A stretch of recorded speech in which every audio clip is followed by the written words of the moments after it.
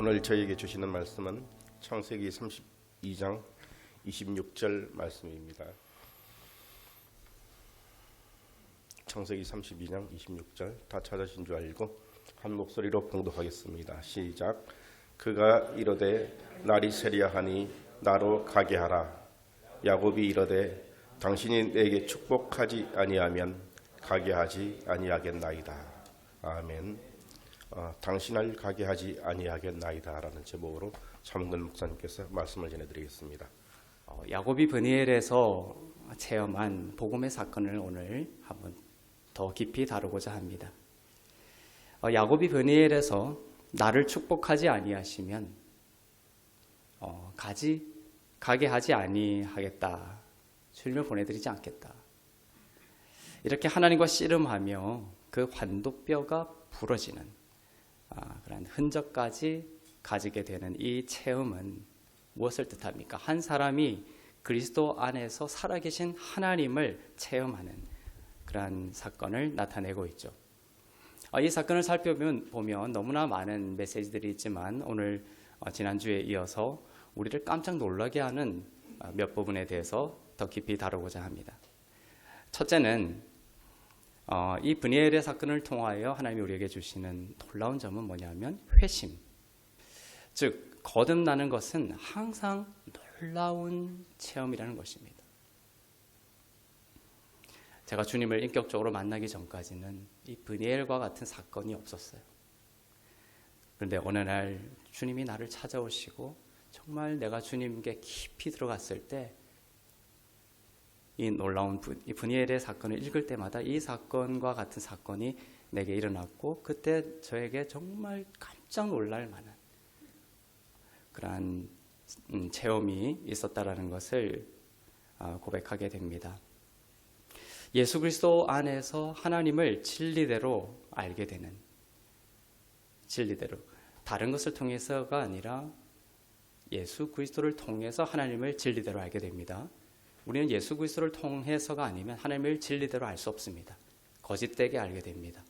그래서 우리는 하나님을 아는 것이 이 땅에 온 우리의 근본적인 목적입니다. 그분을 영화롭게 하는 것이고 영생은 하나님과 그 아들 예수 그리스도를 아는 것입니다. 영원한 생명을 얻었죠, 여러분은. 그리고 그 영생을 우리에게 주시려고 한다고 하셨습니다. 그래서 우리는 우리의 체험과 또 성경과 진리의 말씀을 통해서 하나님과 예수 그리스도를 더 깊이 알아가는데 우리가 하나님을 알기 위해서는 예수 그리스도를 통해서 진리대로 하나님을 알아가야 한다는 것입니다. 그래서 오늘 정말 야곱이라는 속이는 자라는 이름으로 살아온 야곱의 인생에 이 브니엘에서 정말 하나님과 씨름하면서 하나님을 깊이 예수 그리스도를 통해서 알아가는 체험이 야곱에게 있었고 그 주님의 얼굴을, 하나님의 얼굴을 보는 것을 통해서 야곱이 놀라운 체험을 하게 되는 결정적인 시간이 오게 된 것입니다. 이처럼 예수 그리스도 안에서 하나님을 알게 되는 이 결정적인 체험에는 놀라움이 있다는 것입니다. 한번 여러분의 삶을 돌아보는 시간도 되기를 바랍니다. 야곱의 이야기를 한번 생각해 보십시오. 이 모든 것이 야곱에게 갑작스럽게 일어났습니다. 전혀 뜻하지 않게 일어났습니다. 바울이 다메섹에서 예수님을 만난 것처럼 말입니다. 바울이 다메섹에서 예수님을 만나는 것을 의도했습니까? 계획했습니까? 그저 예수를 믿는 자를 죽이려고 가던 길이었습니다. 그러나 다메섹에서 야곱의 그 브니엘의 만남처럼 하나님께서 부활하신 예수 그리스도 하나님께서 찾아오셔서 전적으로 만나주시고 결정적인 그의 삶에 있어서 이 다메섹 사건을 잊을 수가 있겠습니까? 설명하지 못할 수가 있겠습니까? 그때 그 만남, 성경에 기록될 만큼 우리도 알고 있죠. 그리고 개인적으로 바울에게 있어서도 바울은 이 다메섹에서의 브니엘의 만남과 같은 그 만남을 잊을 수가 없고 정말 그것이 놀라운 사건으로 바울 인생의 자리매김하게 되었던 것입니다. 야곱에게도 마찬가지입니다.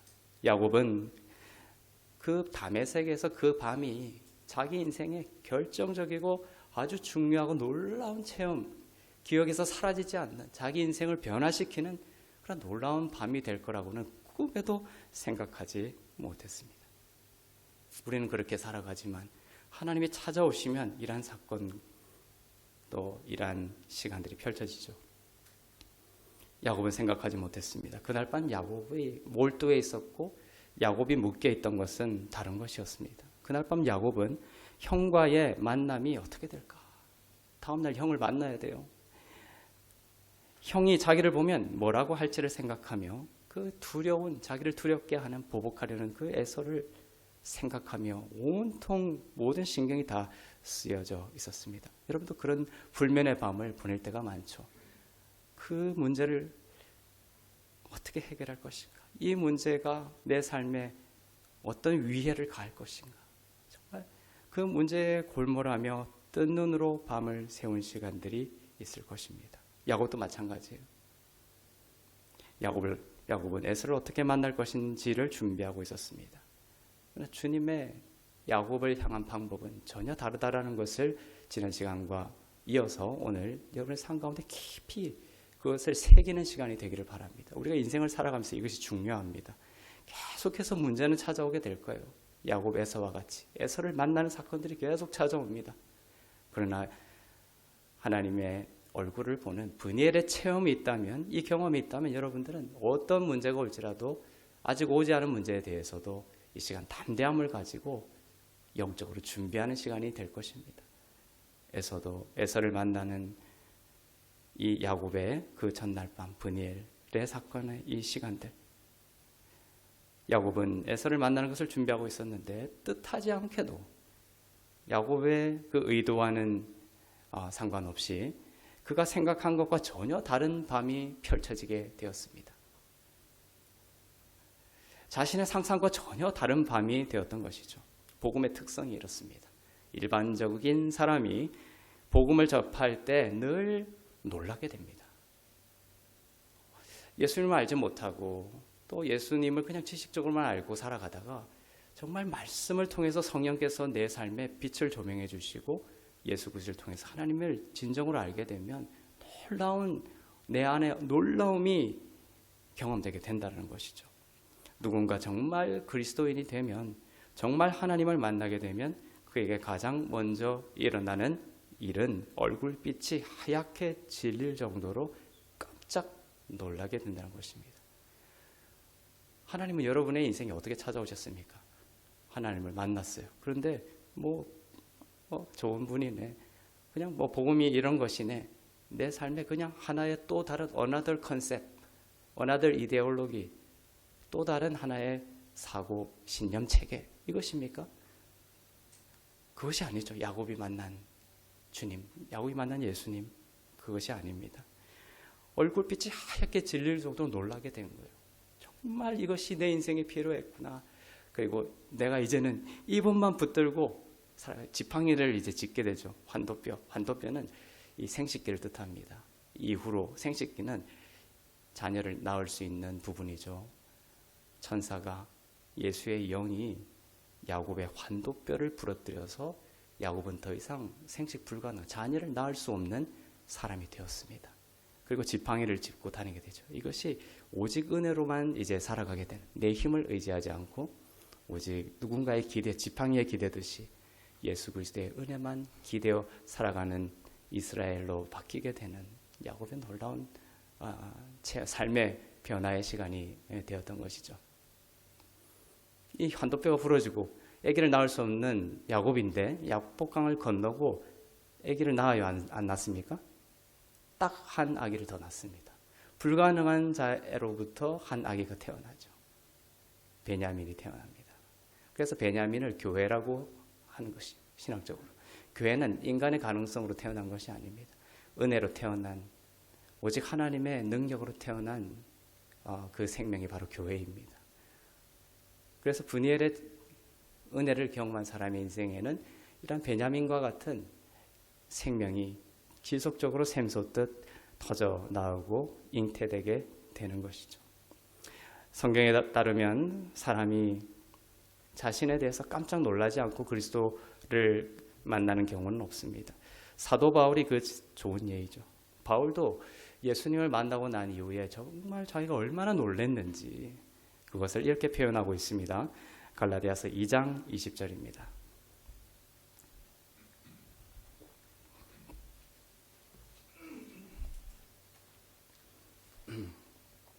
시작. 이제는 내가 사는 것이 아니요 오직 내 안에 그리스도께서 네. 다 제가 본문을 다 드린 것이 아니군요. 네, 이거 전체를 다 읽겠습니다. 시작. 내가 그리스도와 함께 십자가에 못 박혔나니 그런즉 이제는 내가 사는 것이 아니요 오직 내 안에 그리스도께서 사시는 것이라. 이제 내가 육체 가운데 사는 것은 나를 사랑하사 나를 위하여 자기 자신을 버리신 하나님의 아들을 믿는 믿음 안에서 사는 것이다. 삶의 방식이 완전히 바뀌어버렸죠. 이런 체험이 있게 되는 것이죠. 예수를 만나면. 예수를 만나고서도 여전히 이전과 같은 방식으로 살아갈 수가 없는 것입니다. 그리스도인은. 내 안에 나만 가득하던 삶이었습니다. 내가 누군가를 미워하면 그 미움이 그대로 표출돼요. 내 삶에서. 얼굴로도 표출이 되고 행동 방식, 말로도 표출이 됩니다. 그러나 그리스도를 만나면 완전히 그 삶이 변화가 되는 것이에요. 내 안에 내만 가득하던 삶이 죽어버립니다. 이 세상의 것이 아닌 생명이 내 안에 살고 있다는 것을 느끼게 되는 것이에요. 바울은 자기 자신을 이해하지 못했다. 내 안에 일어난 놀라운 변화, 내가 의도하지 않고 말씀이 내 안에 들어오고 성령께서 내 안에 들어와서 내 안에 사시면서 나의 감정과 나의 의지와 나의 지성을 변화시켜가는 그러한 놀라운 내 안에 사시는 예수 그리스도의 사심을 이렇게 표현한 거예요. 내가 주도적으로 살아왔죠. 그러나 바울은 이 놀라운 걸 이렇게 표현하고 있는 거예요. 이제 내 안에 내가 사는 것이 아니라 그리스도께서 사시는 것이다.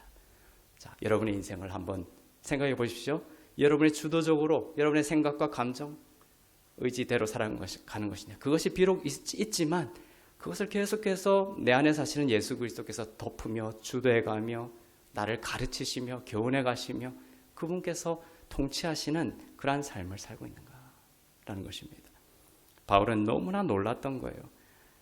바울 안에 미움이나 그 다음에 시기나 허영이나 교만 이런 것이 없다는 건 아닙니다. 왜냐하면 바울은 끝까지 자기를 내 안에 나는 공고한 자라고 고백했습니다. 그런 것이 계속 올라와요.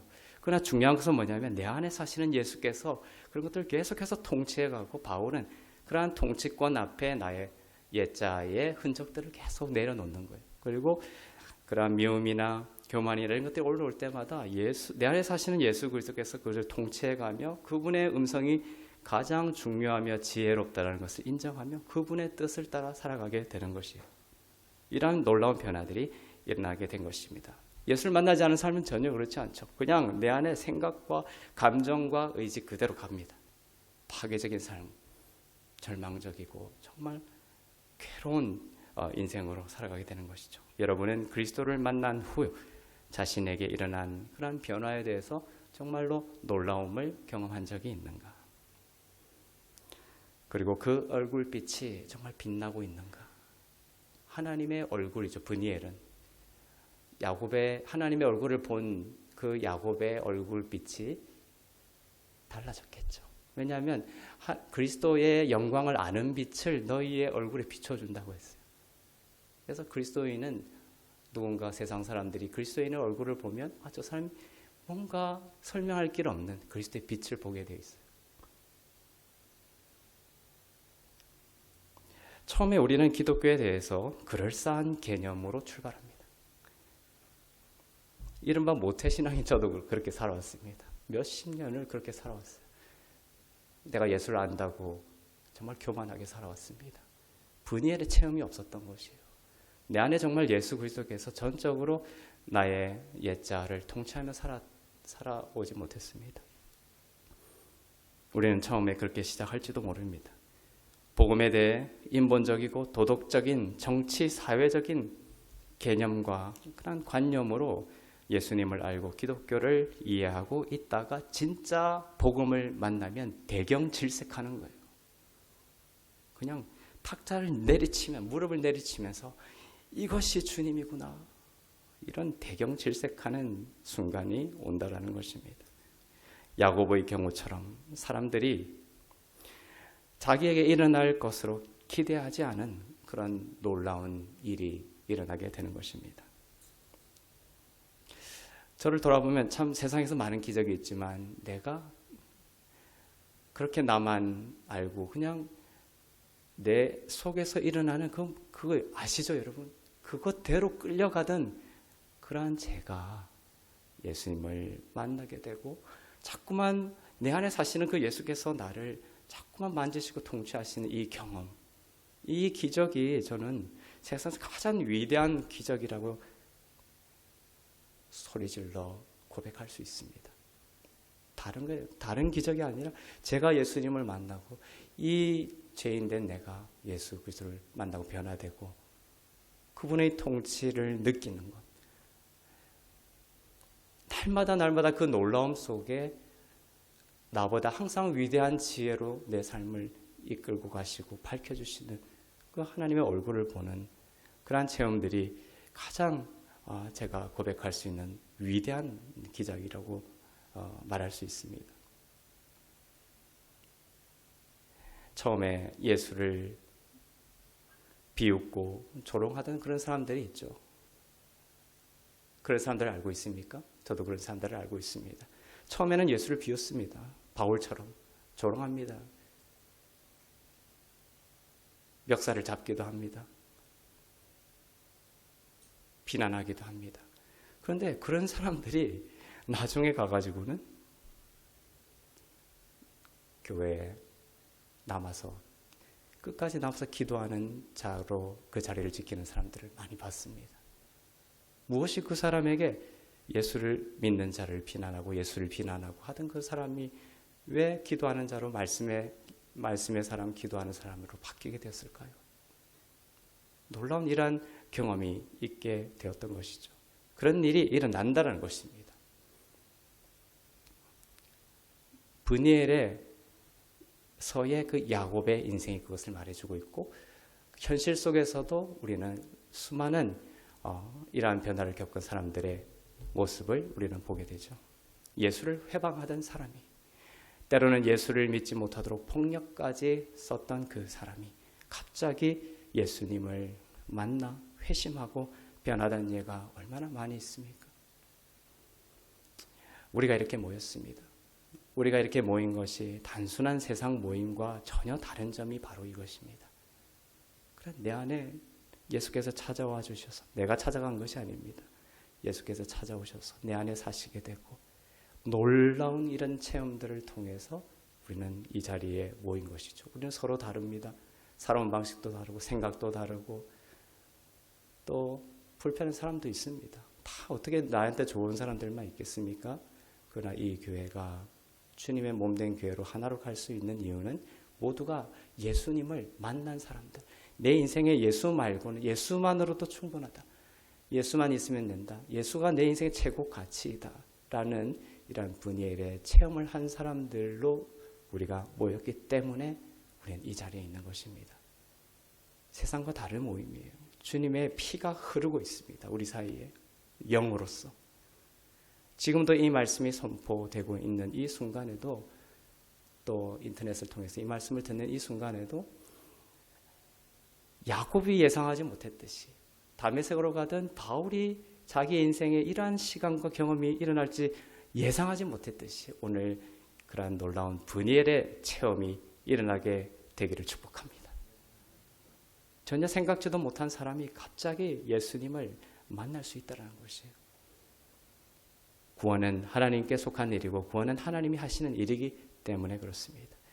개념과 인본적으로 예수를 만나왔던 사람이 갑자기 예수님을 인격적으로 만나 그 영혼을 활짝 열 수 있다라는 것입니다. 야곱의 이야기를 통해 보는 회심의 그 두 번째 특징은 이것입니다. 바로 회심, 즉 거듭남은 하나님이 역사하신 결과라는 것입니다. 자, 오늘 본문이 분명하게 말하고 있습니다. 창세기 32장 24절을 다시 보겠습니다.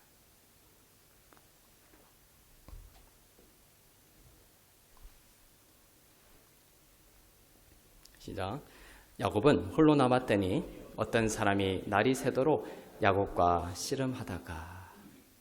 자, 야곱은 홀로 남았습니다. 그리고 에서의 일로 골몰하고 근심하고 걱정이 있었습니다. 얼굴이 그냥 파랗게 질려 있었습니다. 그날 밤 야곱에게 일어난 이 일은 누군가 찾아오는 게 어떤 사람이라고 시작이 되죠. 그것이 나중엔 천사라고 표현이 되고, 근데 나중엔 그것이 신학적으로는 예수의 영이라, 예수의 영임을 알게 됩니다. 그날 밤 야곱에게 일어난 일은 야곱이 행동한 결과가 아닙니다. 하나님이 먼저 야곱에게 찾아오셨습니다. 그날 밤 야곱은 하나님을 구하고 하나님을 찾기 위해 애쓰겠다고 결심하지 않았습니다. 야곱은 다른 일들에 골몰해 있었습니다. 그런데 하나님이 야곱을 사랑하셔서 먼저 야곱에게 찾아오셔서 이 구원의 일을 행하셨다라는 것이죠. 하나님이 친히 행하신 결과 때문입니다. 하나님이 계획하시고 택정하시고 하나님이 계획하시고 하나님이 행하신 그 일의 결과라는 것이죠. 그 결과 야곱이 하나님을 발견하게 되었다라는 것입니다. 우리는 하나님을 알게 되고 하나님을 믿게 되고 하나님을 발견하고 하나님을 찾게 되지만 그것이 다 누구의 일입니까? 야곱에게 하나님이 찾아오셨던 것처럼 하나님의 열심, 하나님의 행하심 때문이다라는 것이죠. 여기서 여러분이 분명하게 알아야 할 것이 바로 이것입니다. 예수 그리스도의 복음은 본질적으로 하나님의 행위라는 사실입니다. 한 사람을 그리스도인으로 만드는 것은 인간이 행하는 일이 아닙니다. 하나님이 이미 행하셨으며 지금도 여전히 행하고 계시기 때문에 그리스도인이 될 수 있습니다. 오늘 정말 진심으로 고백할 수 있기를 바랍니다.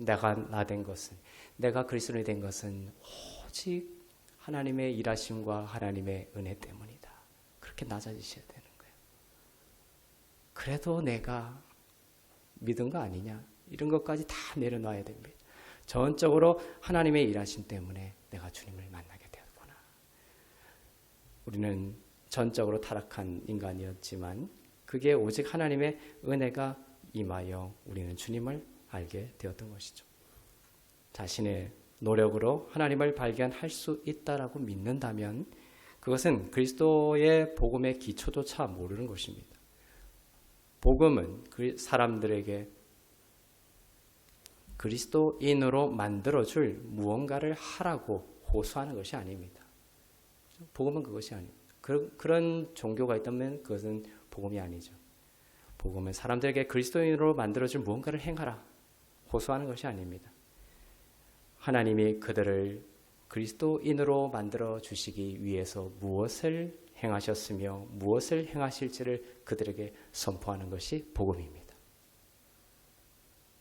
구원은 전적으로 하나님의 은혜와 놀라운 사랑의 결과입니다. 이것은 굉장히 기본적으로 중요하고 근본적인 기독교 복음의 정수입니다. 인간은 하나님을 대적하고 죄를 범했습니다. 인간은 그런 존재였습니다. 그래서 하나님의 영광에서 멀어진 모든 불행이 임했습니다. 이에 대해 인간은 아무것도 할 수 없었습니다. 자신의 죄를 버릴 수도 없었습니다. 자신의 불의를 대속할 수도 없었습니다. 사람은 절대 스스로 추구하여 하나님을 발견할 수 없었습니다. 갈라디아서 4장 4절부터 5절을 보겠습니다.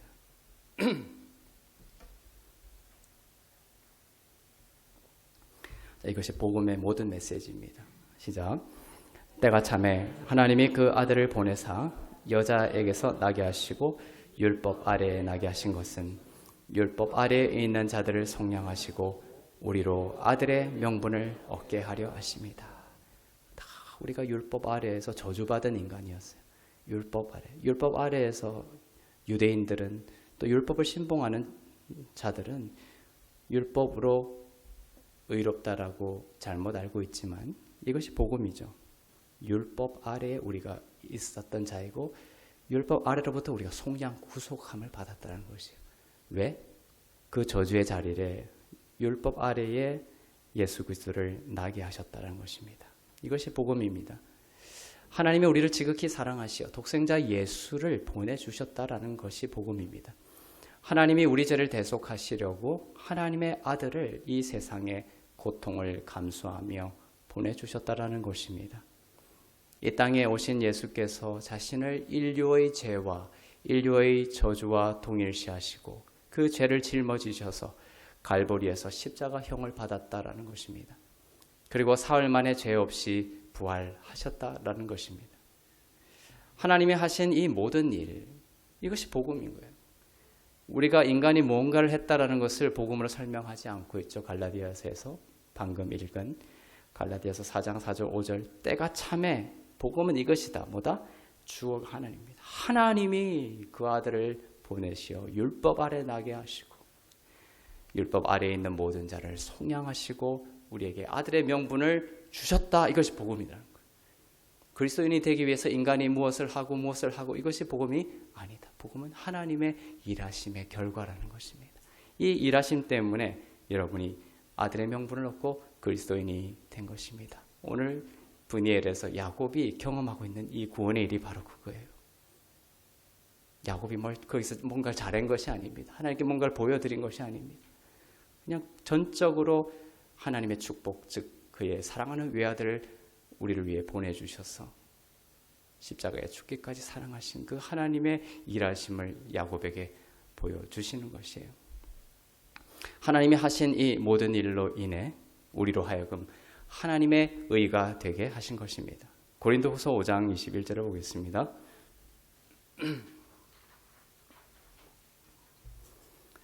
시작. 하나님이 죄를 알지도 못하신 이를 우리를 대신하여 죄로 삼으신 것은 우리로 하여금 그 안에서 하나님의 의가 되게 하려 하심이라. 하나님은 죄가 없으신데 죄인이 되셨습니다. 이유는 뭡니까?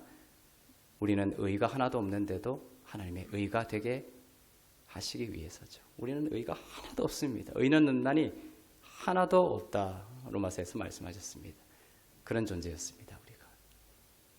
그런데 예수님은 죄가 없으시죠? 그런데 죄인이 되신 거예요. 우리도 전적으로 우리는 의가 하나도 없는데 예수님이 이 하신 일하심으로 인해 하나님의 의가 되었다라는 것을 믿고 고백할 수 있기를 바랍니다. 우리를 제쳐놓고 완전히 제쳐놨습니다. 우리에게 이것저것 좀 도와달라고 하지 않았습니다. 구원을 위해서. 우리를 완전히 제쳐놓고, 즉 창세기 15장에서 횃불 언약이 있죠. 횃불 언약에서 짐승을 쪼개놓고 횃불이 쪼개진 짐승 사이로 지나갑니다. 그때 아브라함이 무엇을 했습니까? 잠들게 해버렸어요. 아브라함을 잠들게 하고 그 전적인 횃불 언약이 성취가 된 거예요. 이것이 복음입니다. 우리를 완전히 제쳐놓고 하나님이 우리를 위하여 전적으로 모든 일을 행하시고 우리를 하나님의 아들 되게 하신 것이 복음이다라는 것입니다. 우리를 완전히 제쳐놓고 하나님이 온전히 친히 주도권을 가지고, 친이라는 말 참 좋아요. 세상의 모든 우상은 친이라는 단어가 안 들어가요. 그런데 성경에는 계속 이 퍼스널리가 들어가요. 그러니까 하나님이 자신을 비우고 자신이 직접 우리를 구원하기 위해 자신의 생명을 내어주신 거예요. 이런 복음은 없습니다. 세상에. 절대 이런 신은 없습니다. 다 우상이죠. 그러나 이것이 진리인 이유는, 복음이 진리인 이유는 예수님이 친히 우리를 구원하시기 위해 자기를 내어주셨고 친히 전적으로 모든 구원의 일을 행하셔서 우리의 죄를 다루셨다는 것입니다. 이로 인해 하나님은 죄사함과 용서, 구원과 의로움과 새 생명, 그 밖에 우리에게 필요한 모든 것을 제공해 주셨습니다. 하나님이 이 일을 친히 행하셨습니다. 하나님이 십자가에서 우리를 위해 이 모든 일을 다 끝내셨습니다. 저는 이것을 생각할 때마다 눈물밖에 나오지 않아요. 우리 형제들을 볼 때, 자매들을 볼 때에도 그저 사랑스럽기만 합니다. 내가 내세울 것이 하나도 없는 거예요. 전적으로 나는 완전히 타락하고 용서받을 수 없는 죄인인데 하나님의 일하심과 사랑으로 내가 하나님의 사람이 되었다. 이것을 생각할 때마다 정말 눈물의 감사의 고백밖에 살아갈 수 없는, 매일매일 감사, 모든 순간이 감사와 찬양과 경의와 선물의 시간으로 살아갈 수 있게 되는 것이죠. 하나님이 먼저 야곱을 찾아오셨습니다. 이 부분이 참 귀한 것 같아요. 친히 찾아오셔서 우리들에게 복음을 말씀하고 계시해 주신다. 그 일을 계속해서 하실 거예요. 여러분이 예수님을 찾고 하나님을 찾을 수 없는 그 순간에도 그럴 힘이 없을 때 있죠. 여러분. 저도 예수님의 이름조차 부를 수 없는 그런 시간들을 저도 많이 경험했습니다. 예수님을 믿으세요. 예수님을 찾으세요. 그렇게 제가 이렇게 설교는 하지만 실제적으로 우리의 많은 순간들이 성경 하나 펼쳐서 그 말씀 하나 읽기조차 힘든 시간들이 너무나 많습니다. 그게 우리의 삶의 현실이죠. 그러나 감사한 것은 뭡니까? 그렇게 땅에 붙어서 일어날 수 없는 그 순간에도 하나님이 그 브니엘의 야곱처럼 그 절망의 순간에 찾아오셔서 말씀해 주신다라는 거예요. 뭔가 신비한 하나님의 일하심이 내 안에 일어나는 거예요. 하나님의 사람들에게는 하나님의 그런 일들이 일어나게 되는 것입니다. 그래서 이 브니엘의 사건이 계속해서 여러분의 삶 가운데 일어나게 될 거예요. 그러니까 비록 힘들고 지쳐서 어떤 때는 부르짖을 수 있는 힘조차 없는 시간이 올지라도 여러분 절대로 절망하지 마십시오. 하나님이 일하실 것입니다. 결국에는 하나님이 여러분의 삶 가운데 일하실 것입니다. 이러한 것들 하나님이 우리에게 복음을 가지고 계속해서 말씀해 주시고 계시해 주시는데 오늘 브니엘의 사건을 통해서 이 계시해 주는 것에 대한 세 가지 의미를 한번 보면 첫째는 복음이 우리에게 계시해 주는 이 첫 번째는 우리가 그토록 많은 시간과 열정을 쏟고 있는 문제 그런 거 있죠. 여러분 얼마나 열정을 쏟고 있고 관심을 가지고 있는 문제들 있습니까? 그런데 오늘 가만히 이 브니엘의 사건을 통해서 보면 우리가 그토록 염려하고 괴로워하고 몰두해 있는 그런 문제가 사실은 뭐다? 하나도 안 중요한 문제가 아니다라는 거예요. 제가 이렇게 돌아보면 정말 그런 것 같아요. 삶을 살아오면서 정말 이것이 내 인생에 이건 핵폭탄처럼 중요한 문제다. 이것이 터지면은 내 인생 끝장난다고 했던 그 문제들도 시간이 지나고 보니까 복음 외에는 중요한 게 없더라고요. 누군가의 죽음조차도 사랑하는 사람의 그 죽음조차도 사실은 하나님의 주권 안에 있었다라는 것.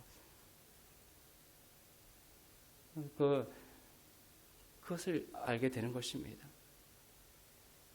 우리가 시간과 열정을 쏟고 있는 많은 문제들, 괴로워하고 힘들어하는 것들, 그 문제가 어떻게 보면 사실은 중요한 것이 아니라는 것을, 궁극적으로 중요한 것이 아니라는 것을 말해주고 있습니다. 오늘 야곱에게 있어서 에서의 문제가 그렇죠. 우리가 이것을 그냥 표피적으로 보면 이 에서의 이 문제가 야곱에게는 지금 너무나 중요한 문제예요. 그러나 하나님은 그 문제를 다르게 우리들이 생각하고 살아가면서 다루는 그런 패턴과 전혀 다른 방식으로 다뤄가고 있는 것입니다. 야곱은 모든 소유물과 종들 그리고 처자식까지 먼저 야복강을 건너게 한 후 혼자 남아서 생각했습니다.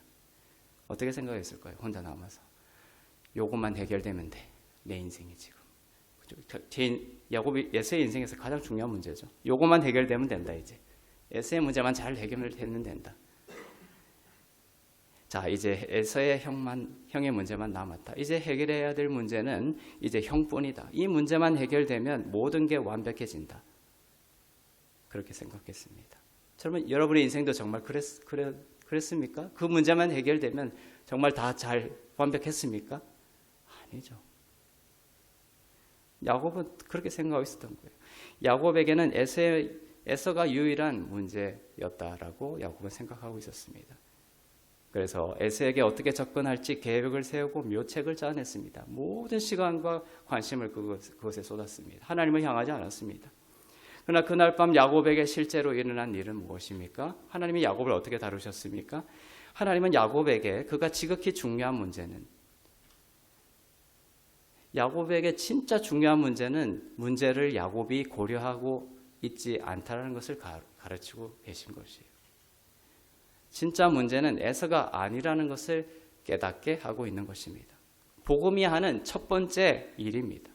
복음은 우리가 그토록 번민하고 괴로워하는 가운데 머리를 짜내고 계획하는 모든 것이 사실은 진짜 중요한 일이 아니라는 사실을 보여줍니다. 사람들은 복음에 일주일 몰두하기도 어려워하면서 1년, 온 시간을 때로는 전쟁 종식과 환경 문제와 각종 범죄와 불황을 어떻게 종식시킬 것인지에 몰두하고 토론하며 살아가고 있습니다. TV를 켜보십시오. 신문을 펼쳐보십시오. 사람들의 이야기를 들어보십시오. 모든 사람들이 이런 문제들을 어떻게 해결할 것인가에 몰두하고 있습니다. 토론합니다. 이걸로 싸우고 있습니다. 전쟁을 일으키고 있습니다. 그러면서 이 세상의 진짜 문제는 방송을 통해 듣는 것, 신문과 책과 기사를 통해 끊임없이 접하는 것, 그것이 인생의 이 세상의 역사에 중요한 것이라고 착각하면서 살아가는 것이죠. 그러면서 각종 법안을 만들어야 된다. 기관을 신설해야 된다. 위원회를 세워야 된다. 단체를 세워야 된다. 캠페인을 벌여야 된다. 이러한 것으로 이러한 세상을 낫게 하려고 하는 것입니다. 교회도 마찬가지죠. 교회도 어느새 물들어서 복음 말고 어느 날부터 다른 것들이 교회로 스며들어와서 그것이 복음보다 더 높아져서 이것 하면, 이거 잘 되면 교회 잘 될 거야. 이렇게 되는 것이죠. 복음보다 더 위에 많은 것들이 들어와서 복음을 짓밟고 있는 것입니다. 우리는 그러한 유혹을 분별할 줄 알아야 된다는 것이에요. 다른 것 다 없어져도 괜찮다라는 믿음을 가져야 돼요. 복음만 있다면, 하나님의 살아계신 복음만 있다면 하나님의 교회는 승리한다는 것을 믿어야 되는 것이죠. 그것이 역사 속의 교회의 일들이었습니다. 개인도 마찬가지입니다. 세상에는 이렇게 말하는 사람들이 있습니다. 내가 재산만 많으면 모든 게 다 괜찮아질 텐데, 다른 것은 다 갖고 있으니까 돈만 조금 있으면 내 인생이 낙원이 될 텐데 라고 합니다.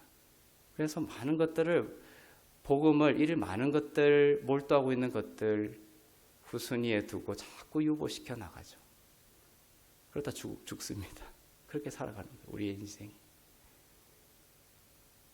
정말 중요한 것을 우선순위에 두지 않고 정말 아무것도 중요하지 않은 것을 정말 인생의 가장 근본적인 문제 해결책으로 해결하려고 모든 것을 쏟아부으면서 살아가고 있는 것이 우리의 인생이라는 것입니다. 그들에게 돈이 애서이죠. 어떤 사람에게는 교육이 애서일 수 있습니다. 어떤 사람에게는 인간관계가 애서가 될 수 있습니다. 즉 다른 사람이 문제죠. 어떤 사람은 어떤 그 사람이 문제입니다. 야곱은 속으로 생각했습니다. 문제는 뭐다? 문제는 형 에서다. 이렇게 생각하고 있었죠. 자기 인생에 에서의 그 관계들이 어렵죠. 형만 잘 부어 삶을 수만 있다면 모든 문제는 다 해결될 거야. 정말 그랬습니까? 인생이? 아닙니다. 또 사람들은 이렇게 생각하죠. 나는 오라. 문제는 저 사람이야. 저 사람이 어떻게 변하면 다 괜찮아질 거야. 이렇게 생각하고 있죠. 야곱은. 정말 그랬습니까? 아니라는 거예요. 성경은 그렇게 가르치지 않습니다. 물론 하나님은 그것을 다루시지만 근본적인 문제를 들여다보고 근본적인 문제 앞에 우리가 서 있지 아니하면 우리는 다른 길로 갈 수 있는 것이에요. 복음의 첫 번째 메시지는 사람들이 그토록 이처럼 신경 쓰고 있는 문제가 사실은 문제가 아니라는 것을 브니엘의 사건을 통하여 우리에게 가르치고 있습니다. 복음이 계시하는 두 번째 일은 성령의 역사를 통해 우리에게 진짜 중요한 문제가 무엇인지를 계시해 준다는 것이에요. 복음을 이렇게 들을수록 진짜 중요한 문제가 아니라, 우리가 몰두해 있던 것은 정말 중요한 것이 아니었고 진짜 중요한 문제가 무엇인지를 복음은 계시하고 있습니다. 그렇다면 진짜 중요한 문제가 무엇입니까? 하나님이 나타나셔서 다루기 시작하자 야곱은 그것을 알게 된 거예요. 자신의 진짜 문제를 보기 시작했습니다. 에서가 아니었던 것이에요. 야곱이 자신의 진짜 문제를 보는 순간 야곱의 생각과 야곱의 마음속에서 에서는 새까맣게 잊어버렸습니다. 그래서 에서에 대해서 몰두하던 그 야곱이 하나님을 만나는 그 장면들 속에서 에서의 이야기가 싹 빠져 있는 거예요. 에서에 대한 모든 생각이 뒤로 물러나고 새까맣게 잊혀지고 야곱은 하나님의 얼굴을 보는 것에 온통 사로잡혀 있었습니다. 그래서 복음은 이것을 말하고 이것이 진짜 중요한 문제라는 것입니다. 우리의 인생에 있어서. 이것이 해결되지 않고 이것이 삶 가운데 매일매일 우리의 추구하는 바가 되지 않으면 그 인생은 헛된 것이 된다는 것을 말해주고 있습니다. 그래서 하나님께 꼭 매달렸습니다. 야곱은. 인간의 진짜 문제는 하나님과 어떤 관계에 있느냐라는 것입니다. 야곱에게 있어서 진짜 문제는 에서가 아니라 바로 하나님이었습니다. 야곱의 주요 관심사는 내가 어떻게 하면 형의 마음을 누그러뜨릴 수 있을까? 였습니다. 그런데 하나님은 다르게 말씀하셨습니다. 사랑하는 야곱아, 너에게 필요한 것은 에서와 화해하는 것이 아니라 하나님인 나와 화해하는 것이다. 에서와 화해하는 것이 주된 것이 아니라 하나님인 나와 화목하는 것이 가장 중요한 것이다 라는 것입니다. 이것이 세상과 그리스도인이 살아가는 다른 방식입니다. 우리는 하나님과 화목하고 하나님과 화해하며 하나님과 친밀한 관계 속에서 살아가는 것을 삶의 가장 중요한 우선순위로 삼고 살아갑니다.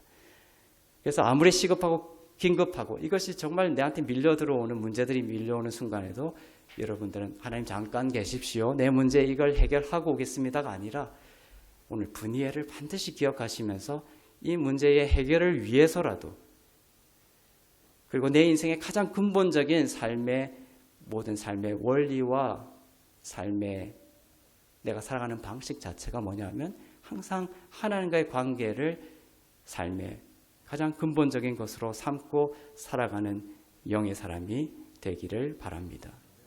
이것이 바로 이 시대가 어려움과 고통을 겪고 있는 이유의 본질입니다. 이 시대가 아파하고 있죠. 이 시대가 계속해서 고통받고 있습니다. 그죠? 외교를 하고 무기를 사고 법안을 세우고 위원회를 만들고 동맹과 이런 것들을 하고 수없이 이렇게 살고 있지만 세상이 계속해서 고통스러워하고 있는 이유는 무엇입니까? 하나님과의 관계, 그것을 잊어버렸기 때문입니다. 절대로 해결되지 않습니다. 우리는 다른 문제들을 바라보면서 우리가 병을 앓고 있는 진짜 중요한 원인은 까맣게 잊어버리고 있습니다.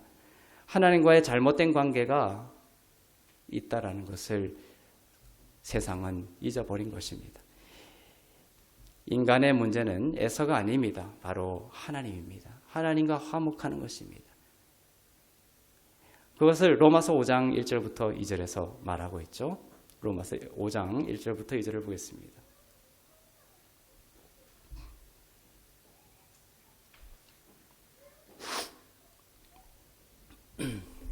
시작. 그러므로 우리가 믿음으로 의롭다 하심을 받았으니 우리 주 예수 그리스도로 말미암아 하나님과 화평을 누리자. 또한 그로 말미암아 우리가 믿음으로 서 있는 이 은혜에 들어감을 얻었으며 하나님의 영광을 바라고 즐거워하느니라. 로마서 5장 1절이 이렇게 시작되고 이것이 가장 기초라는 것입니다. 뭐냐? 우리 주 예수 그리스도로 말미암아 하나님과 화평을 누리자. 예수 그리스도를 믿어 죄를 해결받고 의로움을 입어 이제는 내가 하나님과 전쟁 상태가 아니라 하나님과 정말 가까워지고 하나님과 하나가 된 하나님과 화해하고 화평과 화목의 삶을 사는 것이 인간의 진짜 문제라는 것을 말해주고 있는 것입니다. 그리고 이 문제가 해결이 되면 삶의 모든 문제를 하나님께서 하나님의 지혜로 다스리고 해결해 주실 거라는 약속을 하고 있는 것입니다. 복음은 인간이 생각하거나 꿈꾸거나 상상한 그 어떤 것보다도 훨씬 크고 초월적인 가능성과 인생의 축복을 계시해 줍니다. 야곱은 하나님의 계시를 통해 그것을 알게 되죠. 자기에게서 이 야곱의 그 생식 불가능한 그 환도뼈가 부러지면서 아기를 낳을 수 없는데 이제 교회가 탄생하는 이러한 모든 것이 오실 예수, 야곱의 그 계보를 통하여 오실 예수, 그 예수를 통하여 일어날 구원의 일들, 새로운 역사들을 알려주고 있는 것이에요. 그래서 야곱은 이 하나님의 계시를 통해서 브니엘의 사건에서 자기에게서 메시아가 나오리라는 것을 깨달았습니다. 메시아 그 아래에 자신이 있다는 것을 깨달았습니다. 야곱은 새로운 이름을 갖게 됩니다. 야곱이 아니라 이 브니엘 사건을 통해서 야곱은 이름이 바뀝니다. 이스라엘이라는 새 이름을 갖게 됩니다. 바로 이것이 진정한 축복이고 행복입니다. 새 이름, 새 피조물이 되었다라는 것입니다. 세상에서 이보다 더 큰 일을 여러분 생각할 수 있습니까? 우리의 양심이 예수의 피로 깨끗이 씻음을 받고 하나님 앞에 서서 이렇게 말하는 것입니다. 저는 죄를 지었지만 죄인이지만 그리스도께서 제 죄를 위해 고난당하셨습니다. 저는 이제 죄사함을 받은 자유인이며 의로운 자입니다 라고 말할 수 있는 것보다 더 크고 놀라운 선물과 축복이 있습니까? 그것은 새 생명의 출발을 의미합니다. 새로운 본성을 받아 하나님의 자녀가 된 것입니다. 여러분 안에 누군가 그 예수의 영이 성령이 예수께서 살고 계시다라는 것, 이것이 여러분의 가장 큰 축복인 것이죠. 우리의 가장 큰 축복입니다.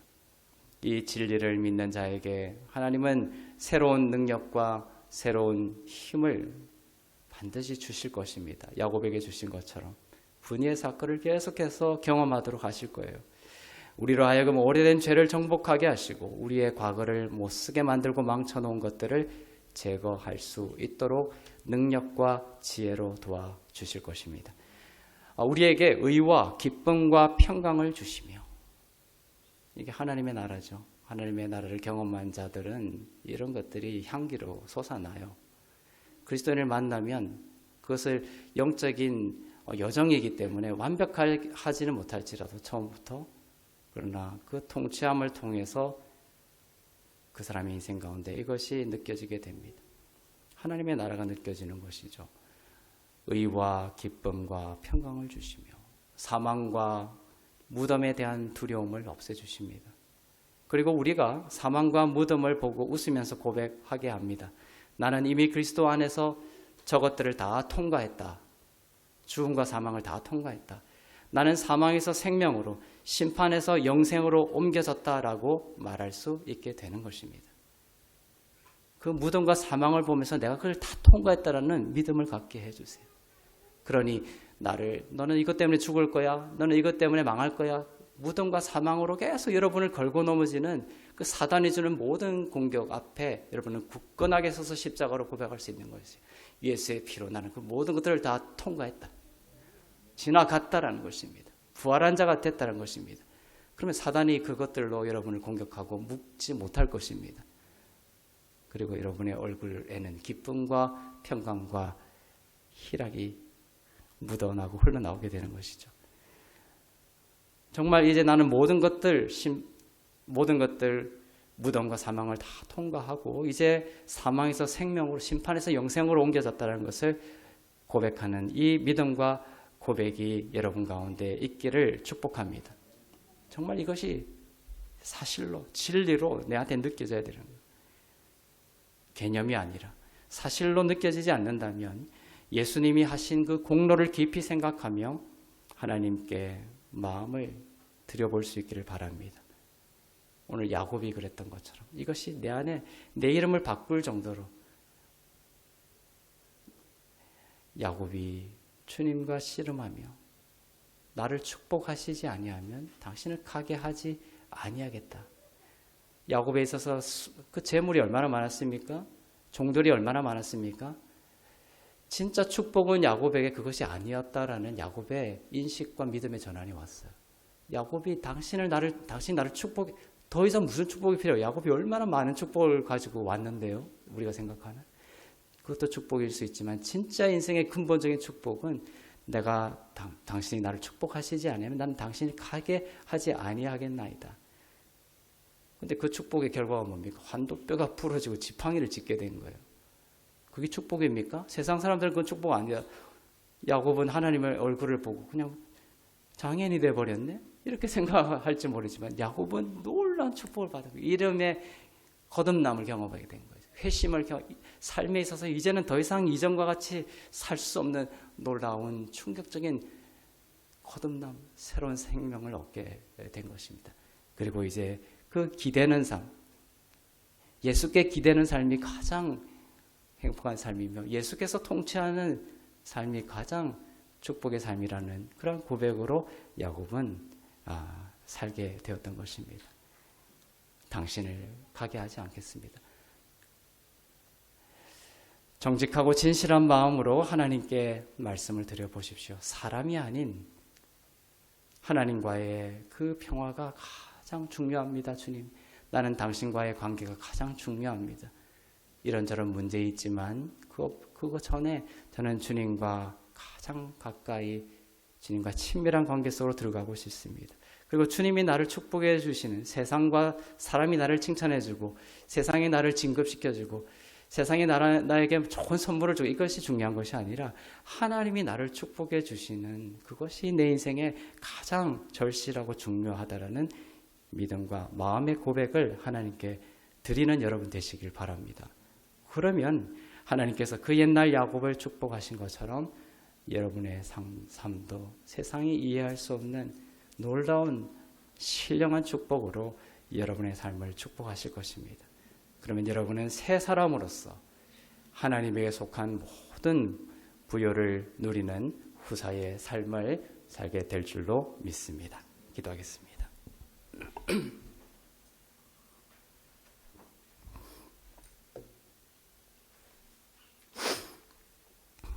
우리 주신 말씀 기억하며 기도하는 시간을 갖겠습니다. 우리 한 목소리 기도할 때에 하나님, 당신이 나를 축복해 주시는 것이 가장 중요합니다. 내 인생에 하나님과의 관계가 진짜 문제인 것을, 내 평생에 가장 중요한 이슈임을, 내가 가장 붙들어야 될 우선순위임을 고백합니다. 당신이 나를 축복해 주시면 나의 인생은 축복받은 것입니다.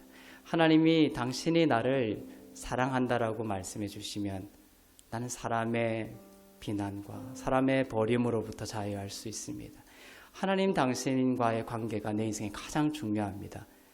주님과 나와의 그 관계가 화목하고 화평하며 그것으로 인하여 내 삶 가운데 주님을 깊이 만나는 그 시간들이 있다면 나는 이 세상에 어떤 파도도 넘어갈 수 있으며 어떤 어려움도 웃으며 넘어갈 수 있는 놀라운, 세상이 이해할 수 없는 놀라운 하나님의 나라의 승리자가 될 줄로 믿습니다. 그런 삶을 살게 될 줄로 믿습니다.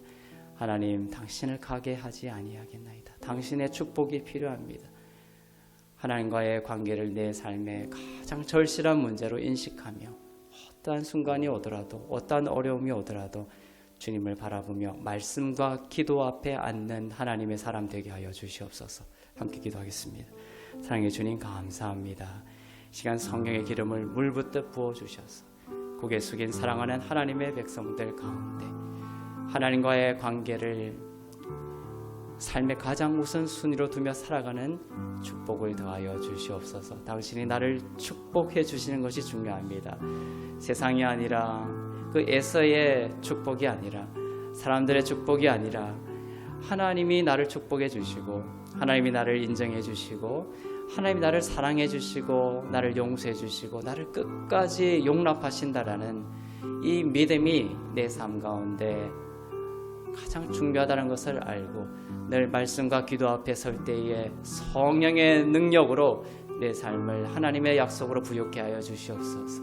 하나님의 끊을 수 없는 사랑으로 내 영을 회복시켜 주시옵소서. 하나님과의 관계가 멀어졌다라는 원수의 속임수에 속지 않게 하여 주시고 예수 십자가를 바라볼 때에 내가 주님과 하나가 되었으며 화목하게 되었으며 의로운 자로 하나님과 화평한 관계를 누리고 있음을 깨닫고 은혜의 보좌 앞에 담대히 나아가 주님을 즐거워하고 찬양하며 말씀과 기도 앞에 내 영과 내 혼과 내 육을 온전히 주님 앞에 드리며 주님과의 관계 속에 사랑으로 걸어가는 하나님의 사람들 되게 하여 주시옵소서. 그렇게 살아갈 때에 환난은 인내는 소망을 이루며 하나님의 영광을 위하여 살아가게 되는 놀라운 하나님의 축복받은 인생이 될 줄로 믿습니다. 성령의 기름을 부어주시고 하나님이 일하여 주시옵소서. 하나님께서 일하여 주시지 않으면 인간의 노력은 헛된 것입니다. 사람이 계획할지라도 그 걸음을 인도하시는 분은 하나님이신 줄로 믿습니다. 내가 생각하는 것일지라도 그보다 더 선하고 더 지혜로우며 더 아름다운 길로 인도하신다고 약속하셨사오니 주님, 나의 지혜는 약하고 미련하나 그저 주님께 맡겨드립니다. 하나님 일하여 주시고 내가 생각하고 계획하는 것보다 더 뛰어난 하나님의 지혜로 주님, 하나님 속에 나를 두시고 또 하나님이 통치하심으로 나의 인생도 나의 가족도 나의 자녀도 나의 직장도 하나님의 지혜로 인도하여 가시고 통치하여 주실 줄로 믿습니다. 아무 염려하지 말고 수고하고 무거운 짐 다 내려놓고 내게 맡기라고 하셨사오니 그 말씀을 진리로 알고 믿음으로 그렇게 살겠습니다. 염려하지 않겠습니다. 두려워하지 않겠습니다. 수고하고 무거운 짐을 주님께 맡겨드리겠습니다. 사람을 의지하지 않겠습니다. 오직 예수 그리스도만 있다면 주님 괜찮다라고 말하겠습니다. 그렇게 정말 살겠습니다. 주님은 살아계심을 믿습니다. 믿음이 없이는 하나님을 기쁘시게 하지 못하나니 하나님께 나아가는 자는 반드시 하나님이 살아계신 것과 그가 살아계신 것과 그가 자기를 찾는 자들에게 상 주시는 이심을 믿어야 한다고 하신 것처럼 하나님의 살아계심과 하나님을 사모하며 그분을 찾는 야곱처럼 찾는 자에게 하늘의 상과 하늘의 축복을 우리에게 물부터 부어주실 줄로 믿습니다. 하나님 그 믿음으로 살게 하여 주시옵소서. 하나님의 그 믿음으로 승리를 누리는 하나님의 의로운 자녀들, 하나님과 화평된 자녀들 다 되게 인도하여 주시옵소서. 사랑의 하나님 아버지, 야곱에게 찾아오신 것처럼 오늘 우리들에게 놀라운 은혜와 사랑을 베풀어 주시옵소서. 우리의 삶에 너무나 많은 문제들이 있고 어려움들이 있습니다. 야곱이 에서를 두려워하며 그 인생에 이 문제만 해결되면 모든 것이 다 잘 될 텐데 라며 에서의 문제를 가장 크게 보며 그의 삶을 온통 차지하며 거기에 노예처럼 묶여서 슬퍼하고 낯빛이 잿빛이 되어 살아가고 있었지만 하나님께서 찾아오셔서 야곱으로 하여금 내 인생에 그것이 문제가 아니다. 그것은 중요한 문제가 아니다. 그것은 내가 다룰 것이니 염려하지 말아라. 너는 나와 즐기자. 너는 나와 화해하자. 너는 나와 함께 동행하자. 말씀과 기도로 우리의 삶 가운데 가장 우선순위가 하나님과의 관계임을 알고 어떠한 어려움과 또 낙심과 시리의 순간이 올지라도 말씀과 기도로 주님을 향하고 하나님과의 관계를 사모하며 주님을 사랑하며 주님이 주시는 약속과 말씀과 또 기도 가운데 주님을 기뻐하며 그분을 영화롭게 하며 살아가는 인생 되게 하여 주시고 그렇게 할 때에 까맣게 잊어버렸던 그 에서의 문제가 하나님의 통치 가운데 그 다음 날 하나님의 뜻 가운데 풀어지고 해결되며 그 인생 가운데 준비하신 하나님의 놀라운 일들이 야곱의 삶을 통해 펼쳐지게 되었던 것처럼 야곱이 생각했던 것보다 더 아름다운 다시금 베델로 올라가서 더욱 놀라운 예배자로 살아가게 됐던 것처럼 그로 인하여 예수 그리스도가 또 계보가 이어졌던 것처럼 내가 생각지 못했던 놀라운 일들이 우리가 하나님을 예수 그리스도를 우선순위로 살며 살아갈 때에 우리의 삶 가운데 하나님의 지혜와 은혜로 더욱더 풍성하게 펼쳐질 줄로 믿습니다. 아무것도 염려하지 말라고 하셨사오니 그 말씀을 진리로 믿고 염려하지 않게 해주시고 두려워하지 않게 해주시고 수고하고 무거운 짐 다 주님께 내려놓고 주님 안에 안식하는 평화와 기쁨의 삶을 살아갈 수 있도록 은혜 베풀어 주시옵소서. 전쟁과 재난으로 눈물 짓고 있는 자리마다 찾아가 주셔서 위로해 주시고 구원해 주시며 이 시간 육신의 질병으로 고통받고 있는 자들의 그 눈물을 닦아주시고 하나님의 말씀으로 이렇게 세워주시며 승리할 수 있도록 인도하여 주시옵소서. 모든 것이 하나님의 은혜이며 모든 것이 하나님의 선물이며 날마다 주님께 감사함으로 살아가기를 원하며 드린 예물 위에 기름 부으사 쓰이는 곳마다 이 놀라운 은혜의 복음이 전파되게 해주시고 교회가 세워지게 하시고 하나님의 나라가 온전히 임하게 하여 주시옵소서. 이제는 우리 주 예수 그리스도의 은혜와 하나님 아버지의 사랑과 성령님의 위로 교통 새롭게 하심의 역사가 예수 그리스도와 복음을 더욱 알고 그 계시를 따라 날마다 분이엘에서 일어난 그 하나님의 얼굴을 보는 그 만남을 사모하며 그 경험을 가지고 사모하며 살아가기를 소망하며 언제나 주님을 바라보는 주 안에서 이롭고 흠없고 거룩한 교회 위에 선교사님들 위에 나라와 민족들 위에 이제부터 영원토록 충만하시기를 간절히 축원하옵나이다. 아멘.